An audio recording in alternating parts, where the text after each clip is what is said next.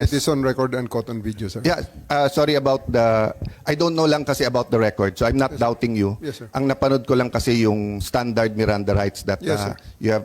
So, how did you read to him yung nature and cause? It's sa warrant or you... Yes, sir. I read it narrate- from the warrant, sir. It From was the warrant. extracted from the warrant by the DOJ. So you read to him the warrant. Around Yes. what time po yun? More or less. Mga around before lunchtime, sir. So nung hinuli mo pa lang, binasa nyo na sa kanya yung warrant? When Kasi we- yung nakita namin video, sir, sa airport, the wife of former ES Miguel Dia was asking nga, di ba? And Ma'am Hanilet was also asking. At sinabi nyo, I don't know what you answered, but basically hindi nyo pa pinakita yung warrant nun, di ba? Nung yung mga video na yun, sir, gabi na yun, sir. Tapos na ang lahat na yun, sir. Paulit-ulit na lang, inuulit-ulit No, na lang what I yun, was sir. saying is that ang nakita kong video, yung Yes. palabas pa lang sila, and you were informing him naman na meron warrant, di ba? Palabas sa tube, sir. Sa tube, oo. Nung palabas sa tube, sir, when the party of the former president is going out of the tube, doon, sir, sa mismong junction ng tube at sa yung moving junction, sir, ng tube, he was already met by PG who attempted to read him his rights. Okay. And they said, wag na, pababain natin ang tension, doon na lang sa 250th. Okay, so they attempted wing, to sir. read him his right. And dala nila yung warrant nun, hindi pa? Yes, sir. Dala na, sir. Dala na nila? They will not So go yung out of issue the na plane. walang dala, that's not true kasi dala nila? Hindi sila lalabas sa plane, sir. Yun ang condition nila. Hindi kami lalabas sa plane pag wala yung warrant. And So it was nandun shown yung to them. warrant. Okay. Yes, sir. So did you or any of the people who were serving the warrant explain to him the elements of the crime? Yes, sir. The whole So warrant was actually given to them. So just because it's simple naman, what are the elements of the crime against humanity na may murder? If you explain to him, then you can explain to me, di ba? So what's the elements? During the time, sir, it was not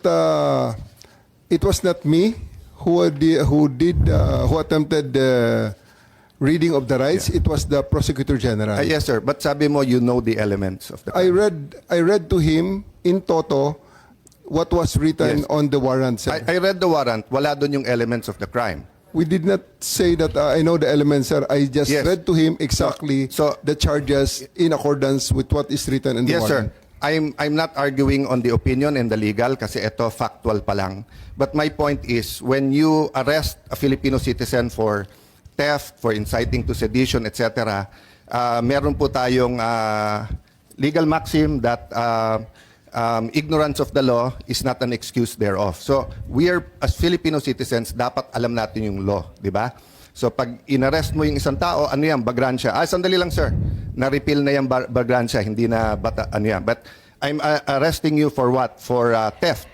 You don't need to read the elements because alam na ng Pilipino yung nature and yung cause nung theft. But since this is a foreign court, and it's not even in the Rome Statute, yung elements. It was passed later on.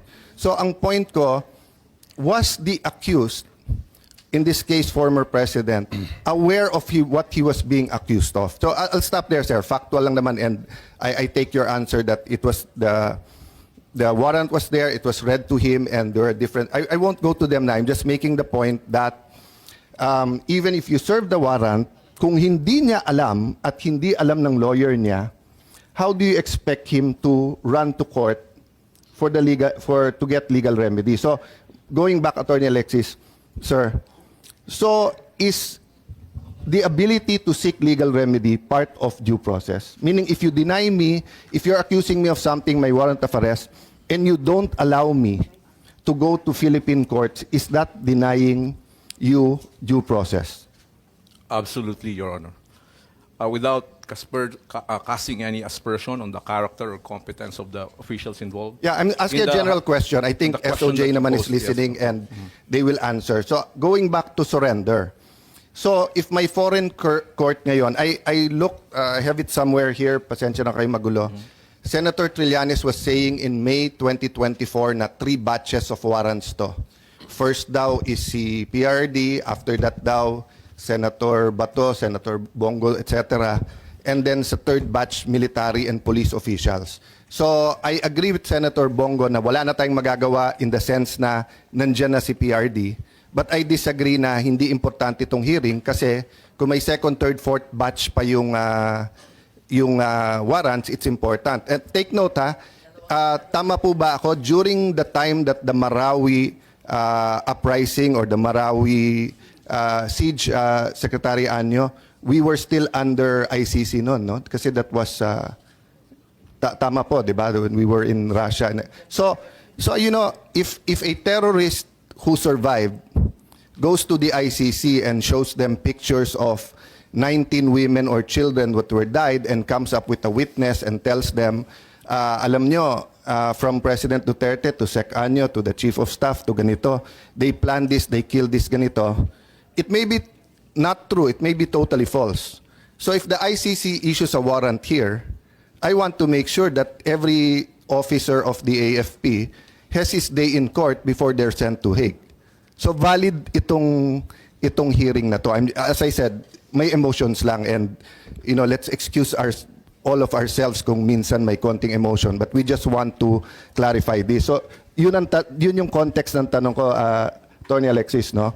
So kung halimbawa may warrant for whatever for Juan de la Cruz, kinuha siya based on that warrant, pero hindi siya binigyan ng enough time or enough opportunity before a Philippine judge, aren't we denying him due process? Because pagdating dun sa foreign court, as SOJ said correctly, and I agree with him, iba language, iba procedure, and everything. So isn't a Filipino citizen,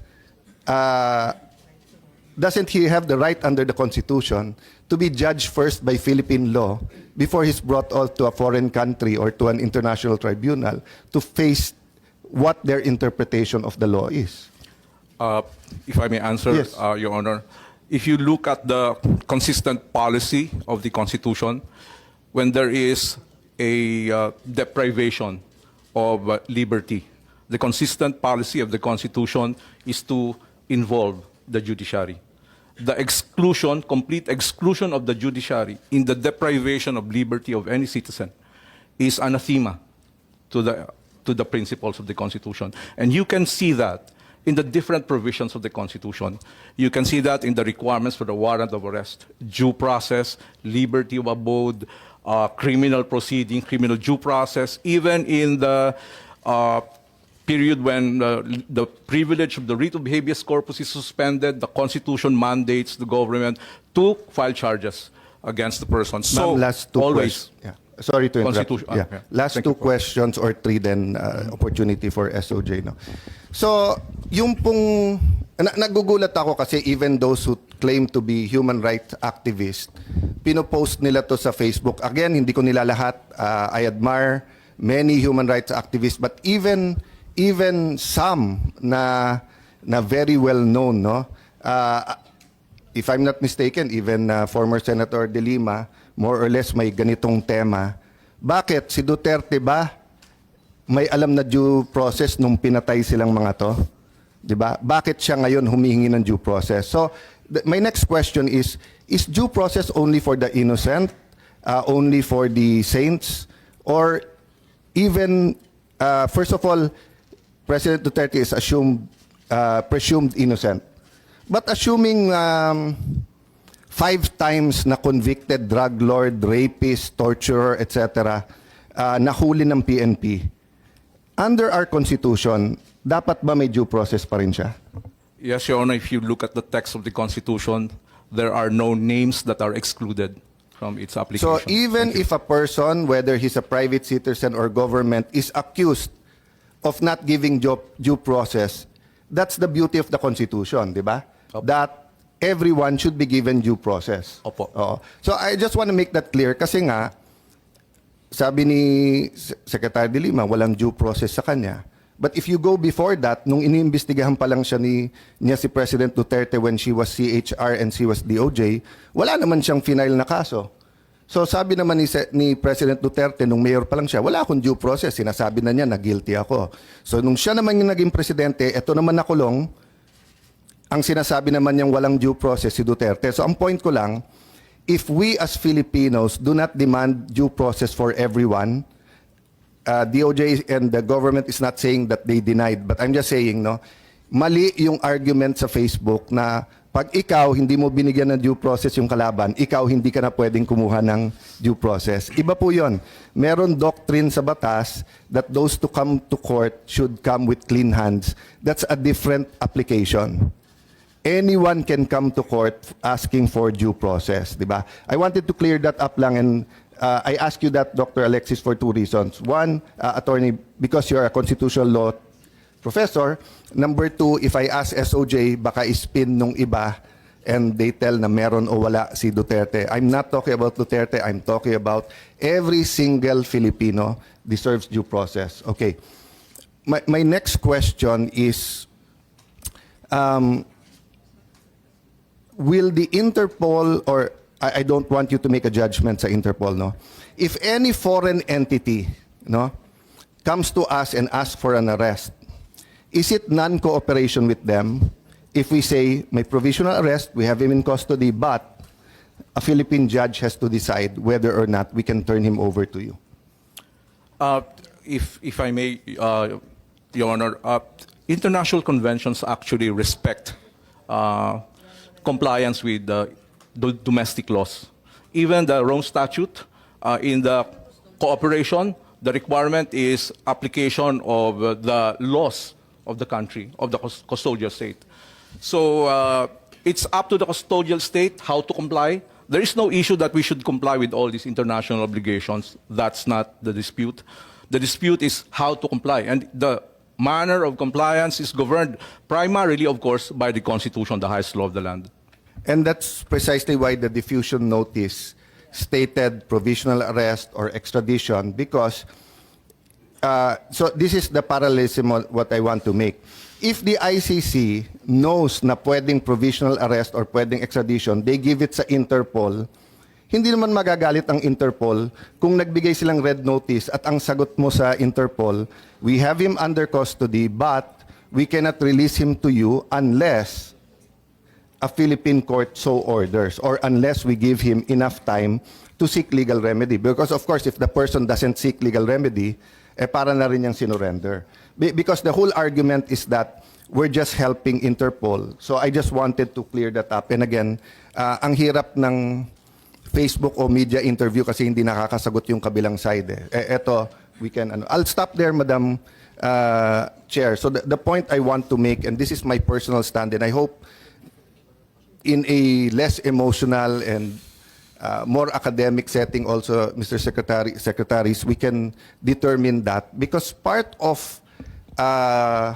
life, liberty, and ano ba yung ginamit natin? Iba kasi yung sa US, di ba? Oh, sila may pursuit of happiness. Tayo, life, liberty, and property is the peace of mind. Di ba? The peace of mind na dito, at least sa bansa ko, siyempre, hindi mo kontrolado kriminal. Diyan pumapasok, Sir Marbil, yung peace and order, assurance, etc. But at least alam ko, hindi ako pwedeng biglang arestuhin dito tapos i-try wherever, di ba? Pero kung in doubt yon, di ba? So, for example, feel free to judge Senator Bato, but I made the same statement as the Senate President that if he's in the Senate, even if beyond 6 years yung kakasuhan sa kanya, kung hindi pa nagde-decide ang Supreme Court what constitutes surrender, etc., and he seeks legal remedy, we should give, under reasonable circumstances, sanctuary to him. We did that sa sa Batasan 5.